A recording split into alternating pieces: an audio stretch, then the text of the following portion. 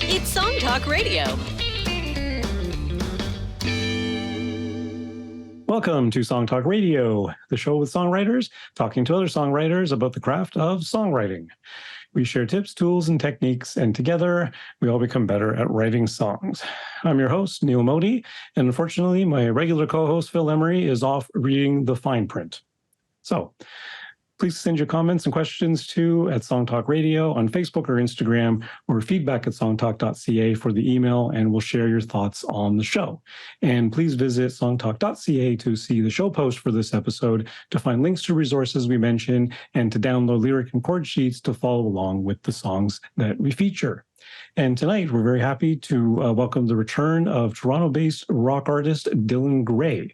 Delyn Grey is rock's next fierce female. Her latest EP, Good Girls Die, gives you a fierce, fiery taste of the young artist's unapologetic approach to pursuing a career in music through a unique and fresh sound. Inspired by a diverse range of artists like Kurt Cobain, Annie Lennox, Trent Reznor, and Joan Jett. Delyn is carving out her own mold, and it's time you tune in. Regret Me is an anthem for anyone who's felt overlooked and underestimated. Delyn's lyrics speak to her own experience with people who didn't take a chance on her music, but makes it known that she's going to get where she needs to be regardless. You're going to regret not pulling the strings when you had the chance to bite the hand that feeds you. You're going to regret me. Welcome back to Song Talk Radio, Delyn. Thank you so much. I'm so happy to be here. It's great to have you back on the show. I was just looking back, and the first time you were on the show with us was our very first show in January 2021. So it's been almost 2 years. So crazy. Yeah. It feels like it was just yesterday, though. Like, time is such a weird thing nowadays. It is very weird when you do the same thing again a little while later. It feels very, very quick. And we're going to get started here by taking a listen to Delyn Grey's new song. This is called Regret Me.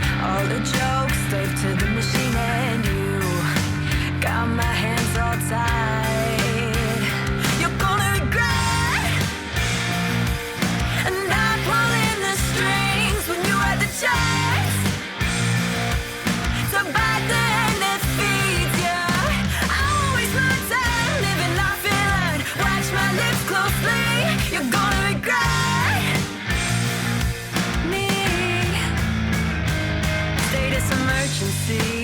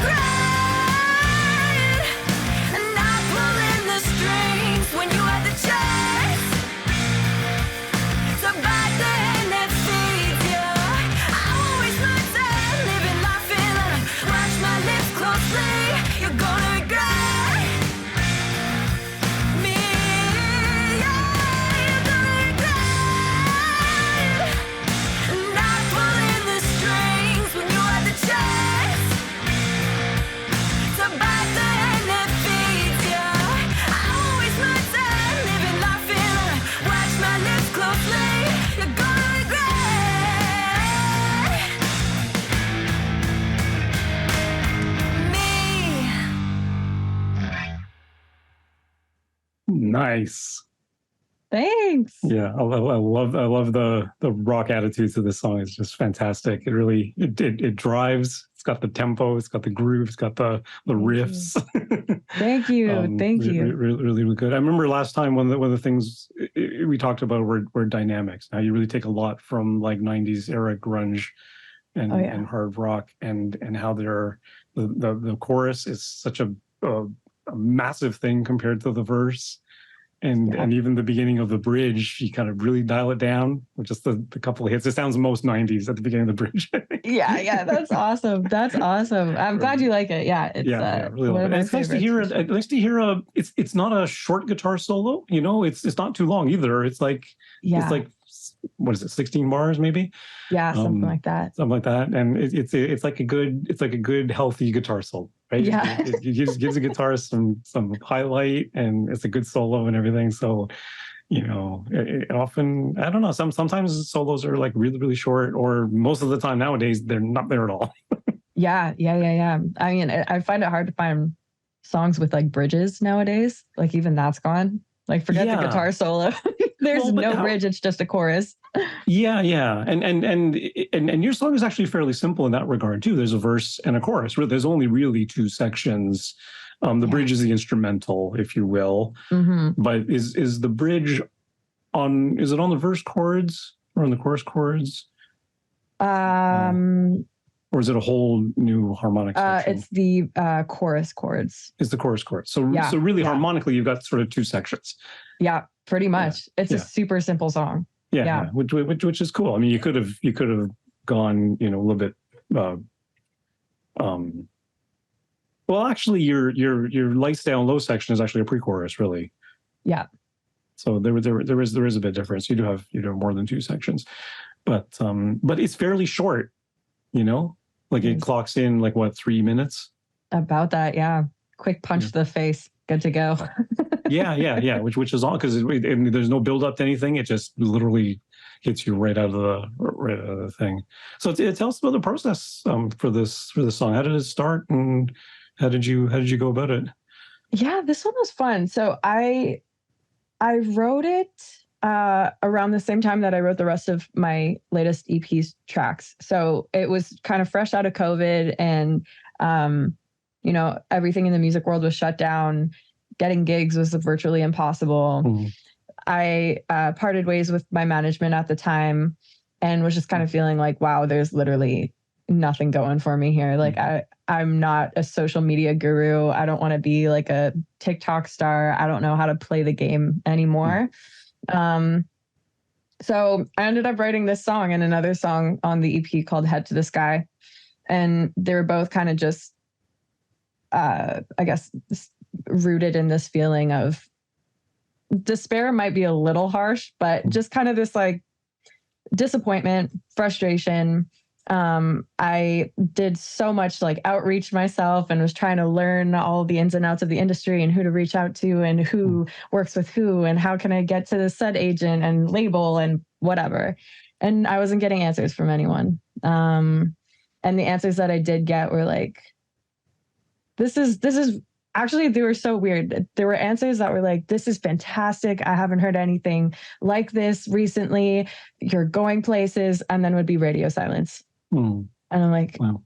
Okay, what do I do with that? And then some responses were like, yeah, it's cool.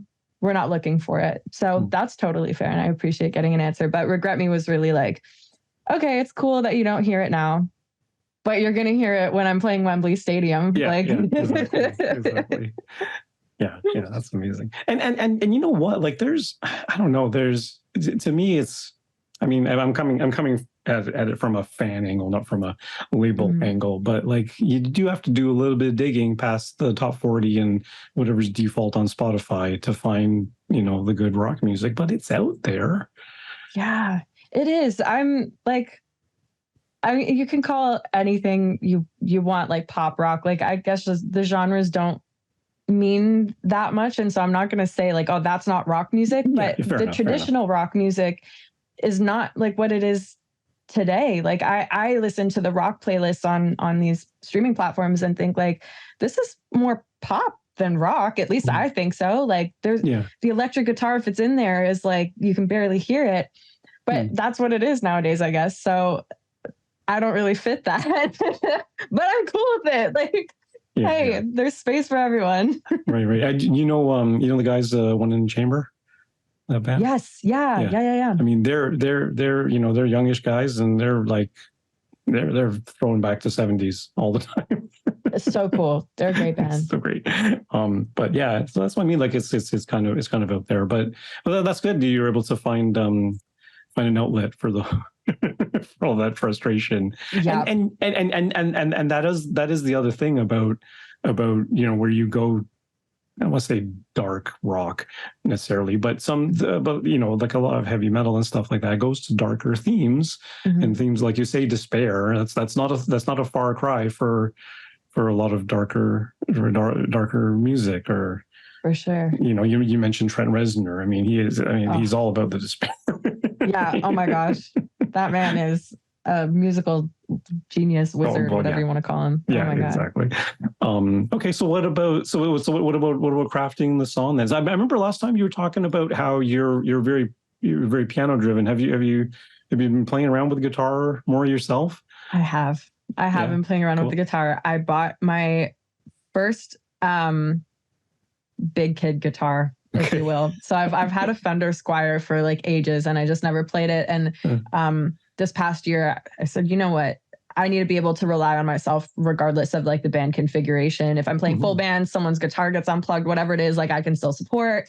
It makes it look cooler. It's a bit more legitimate. Like I want to gain the musician respect as well on stage, not just kind of build a fan base, which obviously I want to do, but I also want my guys up on stage to be like, oh, hell yeah, she's ripping the guitar. What about from a songwriting angle? Like you write a song on piano, you write a song on guitar, you end up with completely different songs, but very different. It's a very different creature, right? Yeah, very different. And I think that's kind of what I've been proving to myself this year is like my songs are very much more in that harder rock vein.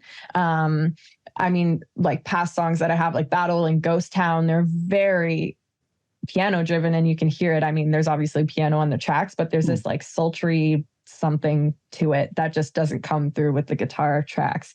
And I really wanted to lean in my inspirations with like Kurt Cobain. I mean, I have his Fender Jaguar is the guitar that I bought. We're both left-handed. Oh, okay. So I thought it was only right to get his guitar.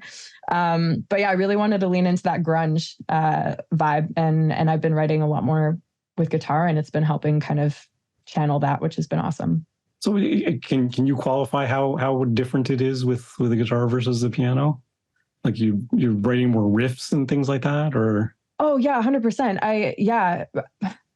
I feel like with the piano, I'm almost writing my vocal melodies as I'm writing the songs, but I'm not proficient enough in guitar yet to do that. So it takes me it would take me so much longer to do that same exercise on the guitar. So I find like just like really cool support chords, like, oh, this is a cool progression, and just like power chord my way through as much as I can.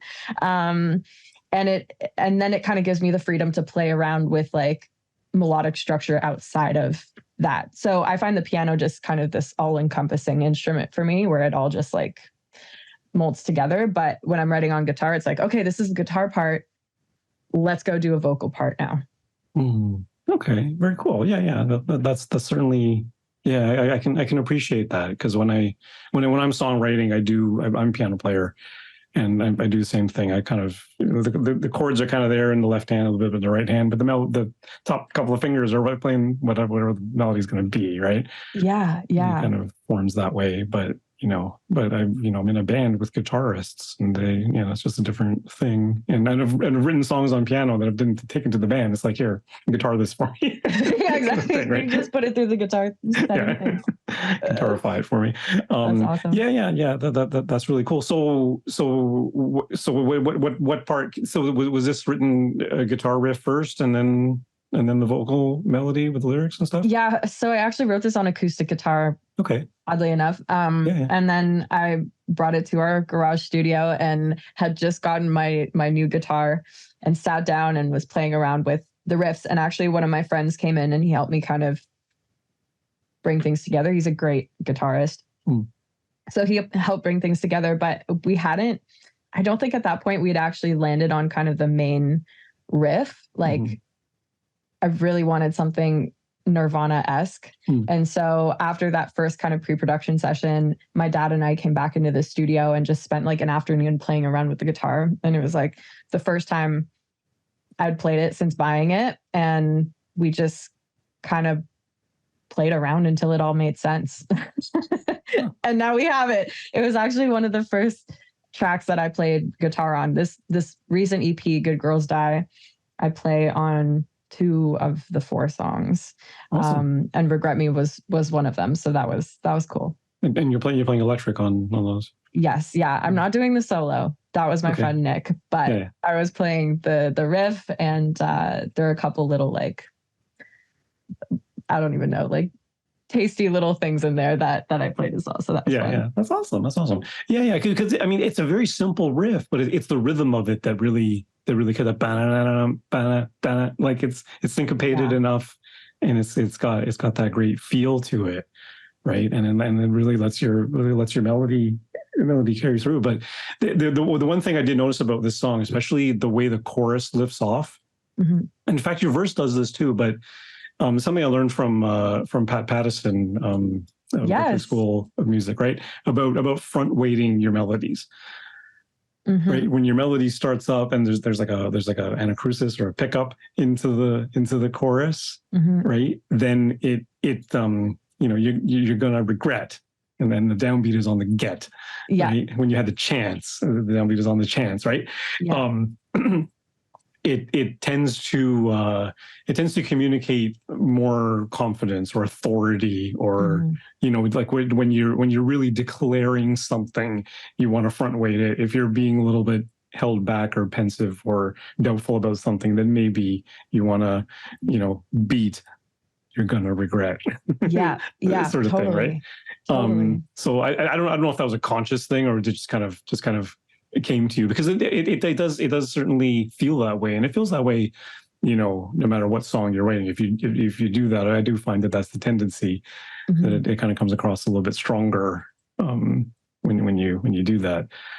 Yeah, that's really cool. It completely unintentional, like it's just kind of how the melody happened. But I'm glad that it translates that way, because that's what I wanted it to sound like. Yeah, exactly. It's like we just do these things, right? And then you don't have necessarily the vocabulary for it or the intention behind it, but it certainly, but like you say, like it just felt right that way. Like I'm sure if you waited for the chord to hit and then sang it, it would have felt weaker just somehow. Completely different. I was leaning on like a couple reference tracks, like Nirvana tracks and Rage Against the Machine tracks, and I mean, they sound angry.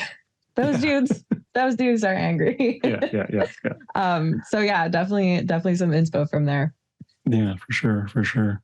Well, I don't know if this was intentional, Rod, the hand that feeds you. Was that a Nine Inch Nails thing? Maybe a little tip of the hat, except I stole your lyric. I mean, it's not even there or his lyric. It's a I don't know if it's a cliche or not. Oh, yeah, it kind of is. But I thought it was cool. I thought it sounded cool in the song, and it definitely said what I wanted it to say. Yeah, absolutely. And I'm really curious about the end of the chorus. You're gonna regret beat me. Yes. How can you decide? How can you just didn't, like everything else is you're gonna regret not pulling the string?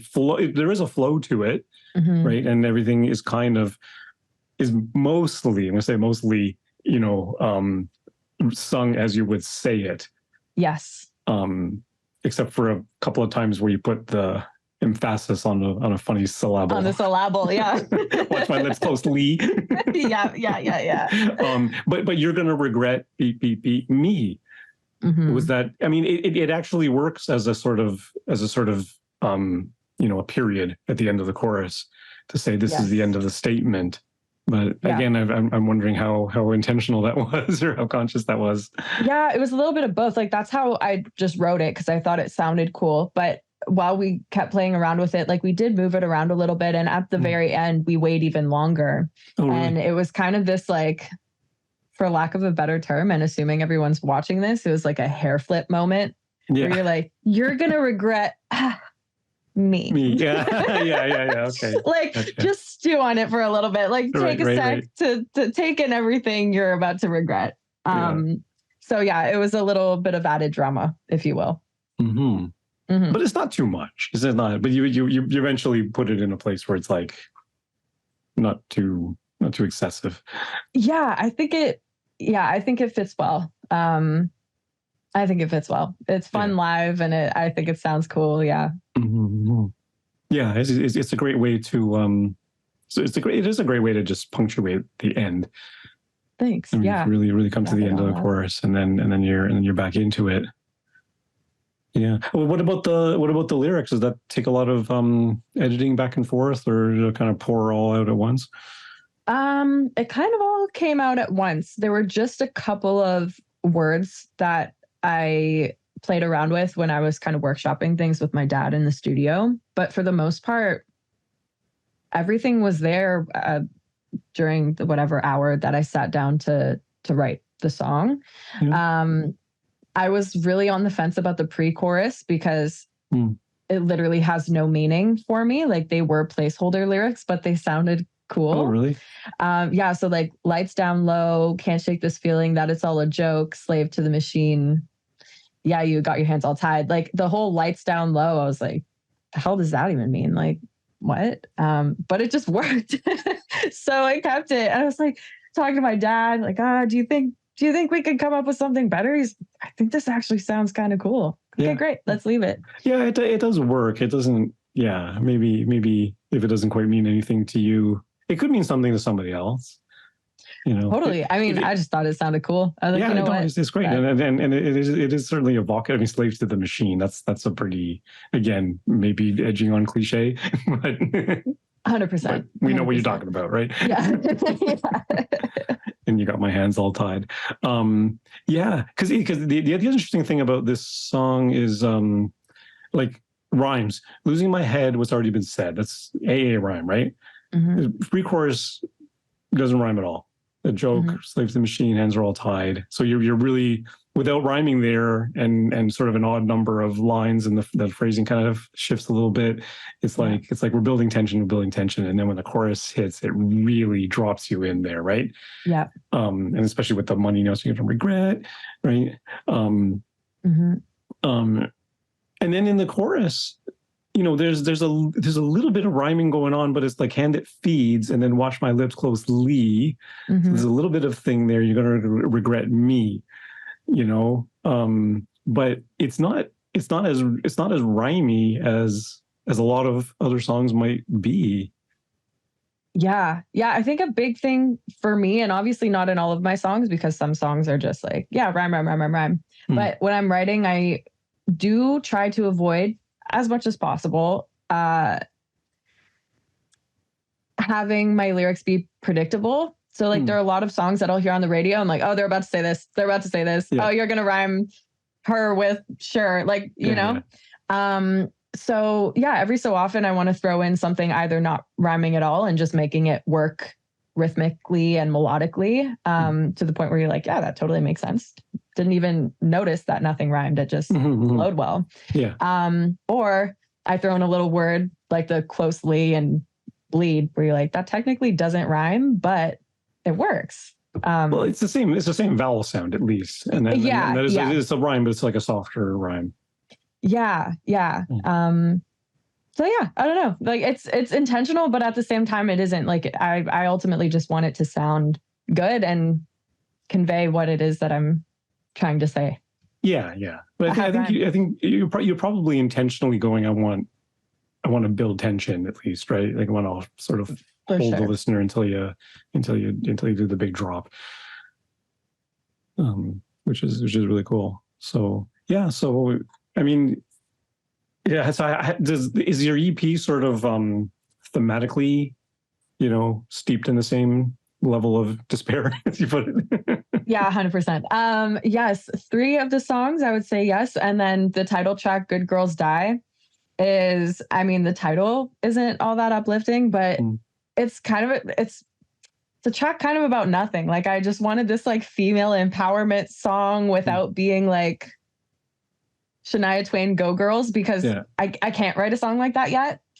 And like, it's been done better than I can. So I was like, I just want to write a song that I listen to that I'm like, oh yeah, like I feel awesome. And that was Good Girls. But the other ones were really all rooted in like, feeling, I mean, there's Disappointment Girl was one of the other tracks. I wrote that when I was 17 and produced it when I was 18, 19. So it's been sitting on the back burner for a little bit.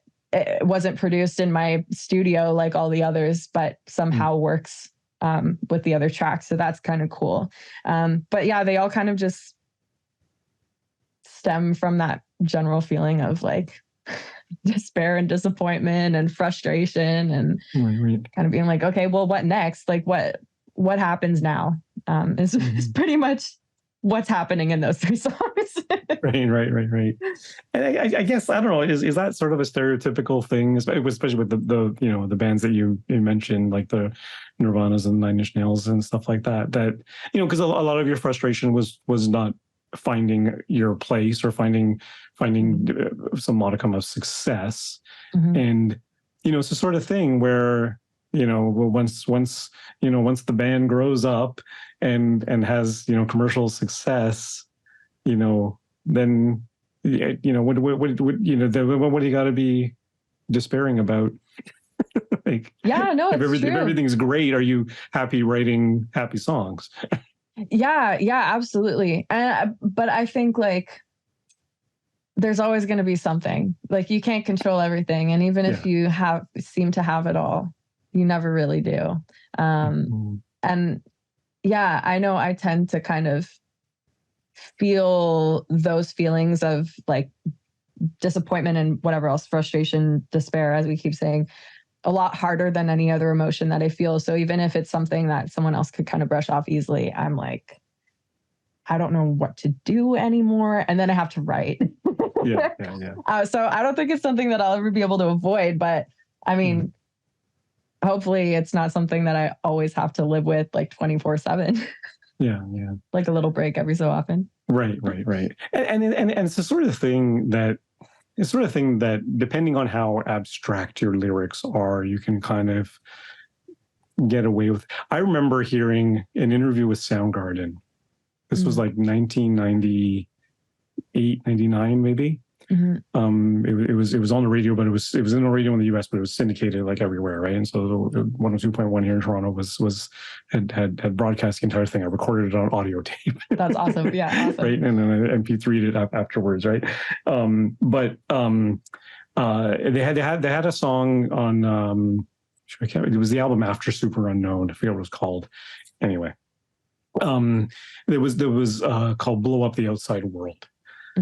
Right, and I remember Chris Cornell saying this explicitly on a radio because a fan was asking about like really dark, despair-ridden lyrics, right? And he was like Blow Up the Outside World was really a song about sort of turning yourself inwards and kind of an introspective song about getting into your creative zone and blowing up the outside world. When people were taking it as like this call to militant action and all this sort of stuff, like blow stuff up, going, blow up buildings or something like that. Like it was, it was interpreted in a much darker sense than they had ever intended it. And it's like, no, we're doing fine. Like we're not, it's all good, guys. it's all good, but the lyrics and the tone of the music may exude something a little bit darker, right? Which is the thing. I mean, I say stereotypically as these bands, but because it is largely a stereotype, because a lot of just because it's dark and heavy music does not mean that the songwriter is like super depressed or something like that. Yeah, absolutely. Sometimes it just comes easier than writing happy songs. Well, that's the other thing. It's certainly better. It's really easier to write a darker lyric. I find it's hard to write a happy song and be really genuine and earnest and without it going into, sort of cheesiness or. Yeah, I totally agree. I have been avoiding writing happy songs like the plague, for that very reason, because I'm like, ooh, stay away. Like, I don't think so. Yeah. Yeah, I don't know. I don't know. We'll see. We'll see what happens. But I can't see myself writing like a Pharrell track like happy Right. ever. Yeah. Ever. Not like, it's just not something that I could write, I don't think. Yeah. Well, it's interesting how you evolve over the year. Like I think back to, I probably felt that way 10 years ago. We do a songwriting challenge on the podcast every year, right? Yeah. And cool. 2-3 years ago, I think the first one we did 3 years ago, maybe 4 years ago at this point, was write a happy lyric in a minor key. Oh, cool. Right. And I'm thinking like, what am I going to write about? I've never written a happy song. I don't know what to write about. Yeah. You struggle with it, right? I ended up writing a song about how I love music and what music has meant to me. Oh, that's awesome. Right. And kind of, it was more clever than happy, but still. That's awesome. Yeah. That's really cool. I feel like, I tried to write a happy song recently, and I'll be releasing it next year. Oh, cool. But all of the lyrics ended up just taking like such a downturn. So the chorus is like big. It's like this kind of like AC/DC track, a little bit of classic rock. And so it's like, oh yeah, this is cool. And then you listen to the verse and you're like, what the hell? Oh my gosh. So maybe I did the reverse. I had depressing lyrics over like a major key. Yeah. Well, which is kind of done to death. I mean, that's and that's sort of, they say that's sort of lifting the curse, right? Because if you write a sad lyric and then the music is slow and plodding and shoegazing, whatever, then it can be pretty dark, right? Like you want to sort of lift it up with a little bit of energy or something like that. Sort of lift it up a little bit, and then the interesting thing about that is the people are like dancing to it, and it's like, oh, this is a great little track, and then someone actually takes a more clariful listen to the lyrics, like, wait a minute, this is a sad song. How am I supposed to feel about this? I don't get it. Oh my gosh, am I a bad person? Yeah, exactly. Bopping to this tune, and it's like the depths of despair. Oh boy. Okay. So what's coming up next for you then? Oh man. The holidays. I'm really looking forward to the holidays. I'm going to be doing a bunch of writing in December through until probably February. Kind of hunkering down in the studio and writing a bunch. I have quite a few new tunes coming out next year, which I'm excited about. And my management and I are just working on lining up gigs for the new year. Nice. I'm excited to get back on stage again. But nothing crazy. Just writing, recording, and playing eventually. Nice. Yeah, nice. That's good. You keep it rolling. I mean, you just released an EP and you're already writing new songs and. Yeah, never a dull moment. There's this artist Russ who is awesome. He's really cool. He used to release a song every week, I believe, on SoundCloud, and like that takes so much dedication. But it's kind of a reminder, like, just keep it going. It's like a well-oiled machine. Like as soon as you kind of take a break from it, it's hard to get back into. And I feel like I'm just now gaining momentum, like learning how to play guitar better and playing around with producing my own stuff and engineering my own stuff. So definitely in a creative pocket right now, which is nice. That's amazing. Yeah. We'll certainly link to your stuff on our show post so people can check out more of your music and maybe catch a live show. I know I'd like to at some point. Yes. It would be awesome if you're playing around town and stuff. Okay, great. I think that is all the time we have. This has been Song Talk Radio. Special thanks to you, Delyn Grey. And where can our listeners hear more of your music? Anywhere you stream your music. It is on everything. Okay. And you want to spell your name for our people? Yeah, DelynGrey. Right on. Okay, and we want to hear from you too. So please send your comments on Facebook or Instagram to @SongTalkRadio, or send us an email, feedback@songtalk.ca. Also be sure to check out our YouTube channel for live performance videos and full episodes, and subscribe today to the Song Talk Radio podcast on your favorite podcast provider. You can find links to all the products, books, and web services we mentioned on Song Talk Radio on our resources page on the website. And please join us our next monthly Song Talk meetup. Whether you're in Toronto for our in-person meetups or anywhere in the world for our online meetups, it's free to join on meetup.com and free to attend. Bring a song and a lyric sheet and get constructive feedback from other songwriters. Stop by songtalk.ca for the link. You can follow me at neilmodi.com. Phil were here. You can follow him at philemery.ca. Actually, he's not here, but you can still follow him at philemery.ca. and Delyn, what's your favorite social media channel? Where do you go the most? I am most active on Instagram, and my handle is at Delyn Grey, DELYNGREY. Perfect. Okay, and be sure to stop by the website, songtalk.ca, to browse past shows and find out how you can be a guest. Thanks for tuning in, and keep on writing.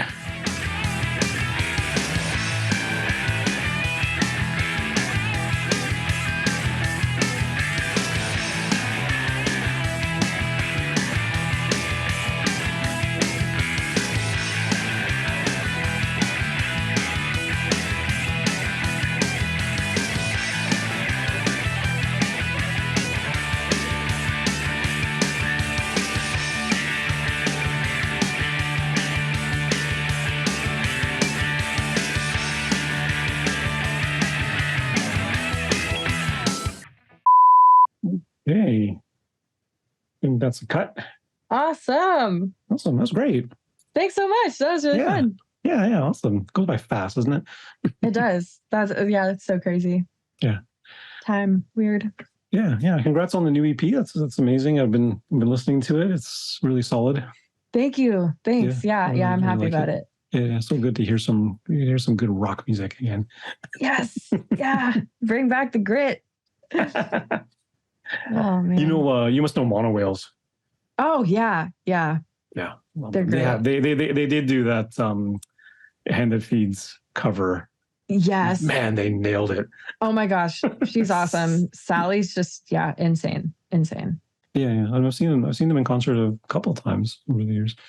That's awesome. But certainly, yeah, they were like, I would say, like, they're one of my favorite new bands that I've discovered over the last few years, and they are going places.